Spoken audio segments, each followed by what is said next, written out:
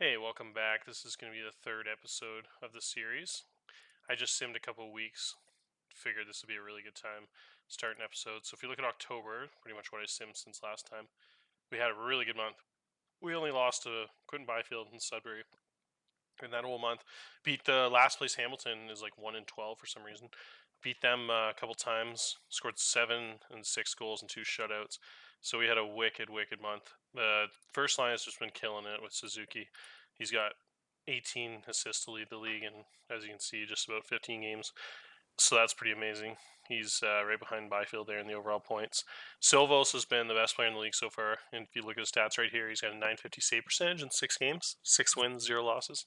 There's a shutout in there too, so he has been really dominant. Jack Greaves there, he's got 4 wins, 3 losses. And then they both got one on Fire Star there. So what I want to talk about this episode is the move we made. So we went, if you look at our star young center here, Jacob Frasca, he is an absolute monster. He's got 13 screen ability, 15 balance. As you can see, a couple solid green areas in his offense already as a 16-year-old. He's like a third round pick or something in the game. They made him a wicked player. So I realized he's too good to have on that fourth line. So what I did actually is I went out and traded for his brother, Jordan Frasca. Jordan is a pretty solid, like 10 or 11 rated player who's 18 and will be able to play 3 full years in the league. 18, 19 is over age 20-year-old season. So the reason I did that is because brothers actually have really good chemistry together, just automatically because they're like blood related. So in the game, everyone else in the league has like limited chemistry the first years. They haven't developed any yet.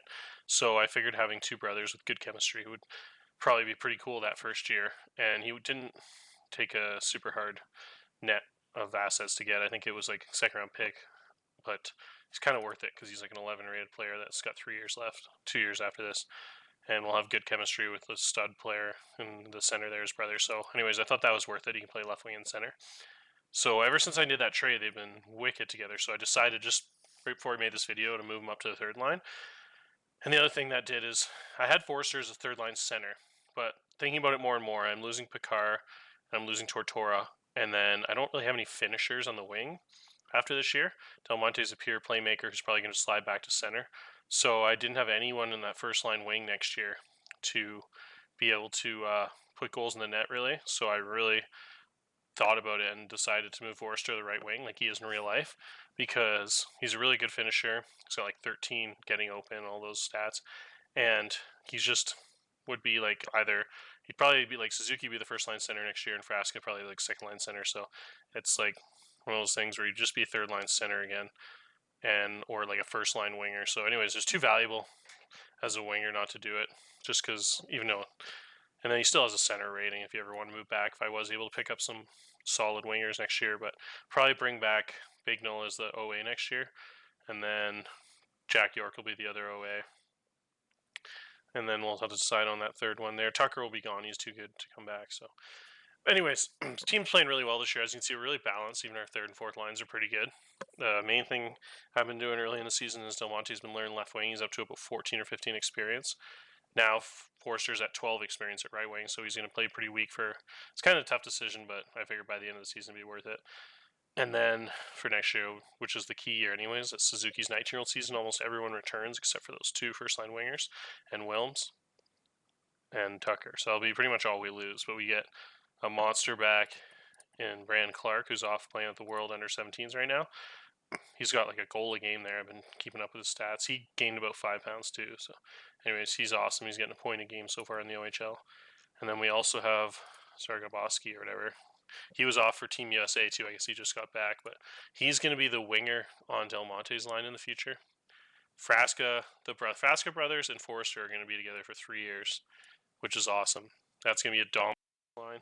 And then this other line is going to be Del Monte, who's a beast with Sarbaski, because as you can see, he's got like 10 sniping ability already and 12 as a playmaker. So when he develops, his puck handling is awesome. He's got 180 pounds there already as a 16-year-old, so he should be about 200 pounds when he's older. He is going to be a nice winger to put with Del Monte, whether Del Monte's in center or left wing. So I'm really excited about those two players together. So that gives me two full lines pretty much almost for the future. So I'm really excited about the team a couple years when Clarkson is prime at 17, 18, and those guys are all getting older. Frasca is really going to be a stud, absolute stud. 6'3", 100. He already gained some weight too, which is pretty cool. Frasca, I think, starts the game at 6'3", maybe 180 or something, 175. So he's already got up to 192 the last two progressions, which is, I've noticed they gain weight at the start of the months after the scouting reports come out. Pretty sure, or it could be completely random, but yeah, so he's already almost 200 pounds as a 16-year-old. So I'm really excited for his future. He reminds me a lot of like Todd Bertuzzi, just a big monster in the middle. So he'll be a guy that we hopefully can get 40 goals in a couple seasons with his brother. I'm just so excited to see if they can get like a legendary chemistry together or something. That would be so wicked. So I'll just give you one quick look at the league.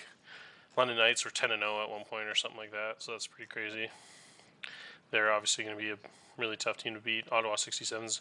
For whatever reason, the Hamilton Bulldogs are very bad this year, which is weird because they have a couple studs. They have Tag Bertuzzi, Todd Bertuzzi's son there. This is a guy I really want to trade for. He's a foreign player, 19-year-old, who in real life is just dominating too. In the game, he's got some crazy ratings.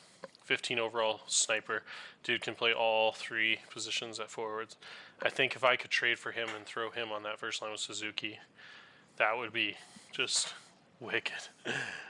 But he's almost too good to trade for. I don't know, that value might be pretty high. And obviously the sniper, Callier, he's got 51 goals last year as a 17-year-old, one of the most prolific goal scorers in OHL history so far in his career. Just a crazy finisher, but I don't think I have the assets available to pull this off without trading those good 16-year-olds, and I'm definitely not going to give up Del Monte, Frasca, or Zarbaski, or Brendan Clark. There's no point. We're good this year, we're not that good to like have a guy like this put us over the top. Even though it's just so tempting to put Suzuki, Picard, and Kaliev or something together on one line, that would just be so crazy. I just already gave up a second round pick or two. So just don't think I have quite enough without trading those young players. But the thought of it's pretty tempting because that would make me have a pretty nasty team with Tucker and York. It's a really good first defense pairing. Suzuki and him would be the scariest line in the OHL. Anyways, a couple things to think about as I go on. I'm going to stop this episode here and then probably make a bunch today because I got a week vacation, so I'll be playing a lot of this game.